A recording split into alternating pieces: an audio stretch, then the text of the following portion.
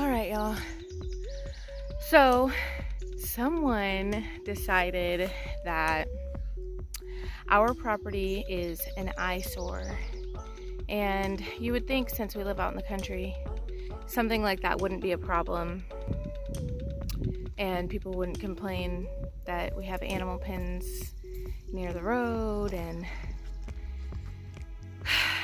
but the fact of the matter is, somebody said that our property is an eyesore, so the law came out and told us that we have to move everything that can be seen from the road, which, if you guys have been following, is our entire property. Everything that's cleared is what can be seen from the road. Everything else is downhill, big, huge drop off right behind the house, and wooded. There's nowhere to put anything right now. And you know, we're in the process of building a greenhouse and our porch, anyway, if it doesn't have a roof, it has to be moved.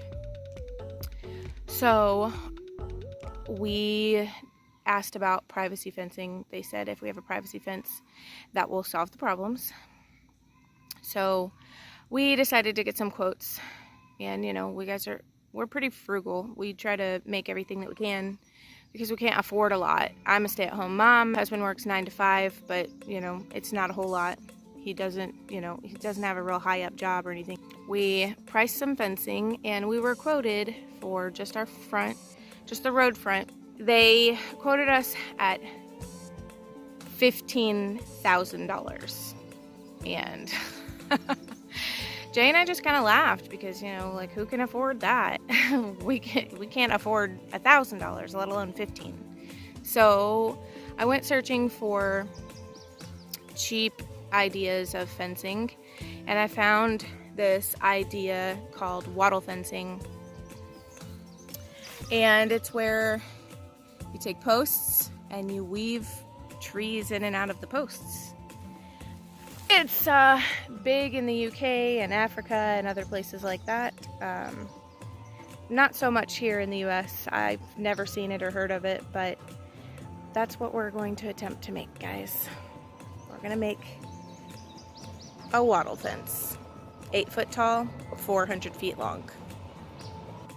So what I'm going to do is kind of show you guys how we're doing it. I will put together like a full video when it's finished, which is gonna take forever.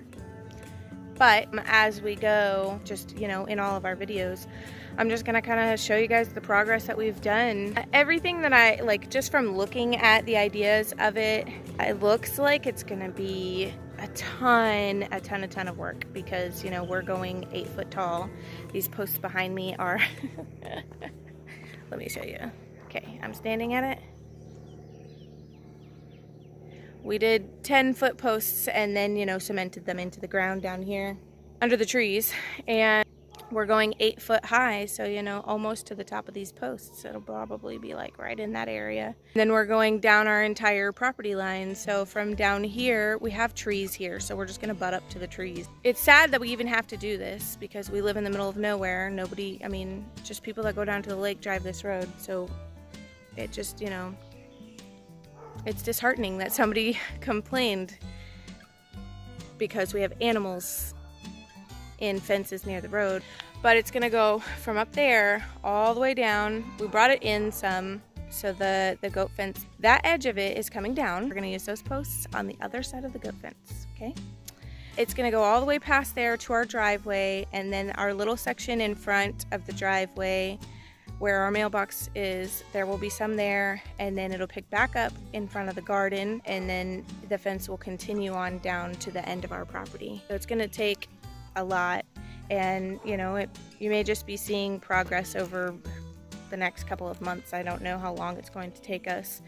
I do know that we started this over this weekend. Today's Monday. We started Saturday. We put the posts in Saturday, and we only put in 6 posts. Have, I don't know, like a cajillion more to put in. Sorry, my arm is tired from all this work. But then Sunday on and off, probably about 3 hours worth of work altogether, we harvested some young trees, which you guys know we've already been clearing trees out of the property anyway, so we're just going to put them to use on the fence. Most of the time these fences are actually made with willow or hazel or fruit trees, and they're actually made a lot smaller. But from all the research, hardwoods like sycamore and oak are also good to use, especially if you use just younger trees or really long limbs. And that's what we're doing.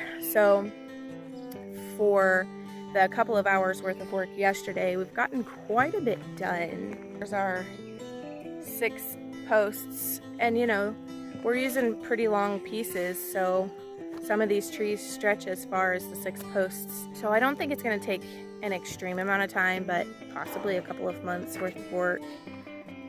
Just finding the time to do it. Like I said, Jay works 9 to 5, so, well, actually he works 7:30 to 5.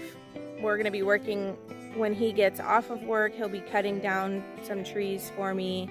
I'll be trimming them. We've been allowing the goats to kind of help out since they're not in pasture land just yet. We've been cutting shrubs and stuff down anyway. So what we're doing is throwing the trees over the fence and letting them clear all the green, and then I'm going through and trimming off all of the extra side shoots and stuff and keeping the main stem, and then just kind of bringing it up here at night and leaving it in when it's all shaded, because it is hot right now outside. Just like insanely hot to be trying to work in the middle of the day, and all of this is in the sun until about 3-4 o'clock in the afternoon. But yeah, I just wanted to let you guys know that apparently what we're doing is an eyesore, and now we have to put up this fancy schmancy fence. So in order to make a fence for really cheap, and you know, we're all about utilizing what we have here and DIY projects and stuff, so in order to make that happen, we've decided to go with a wattle fence. So if you've ever done that, let us know in the comments. I would love to hear about those stories, hear your experiences with making wattle fences, whether it be just a small little panel or just, you know, something for your garden beds or something. That'd be really cool to hear about it.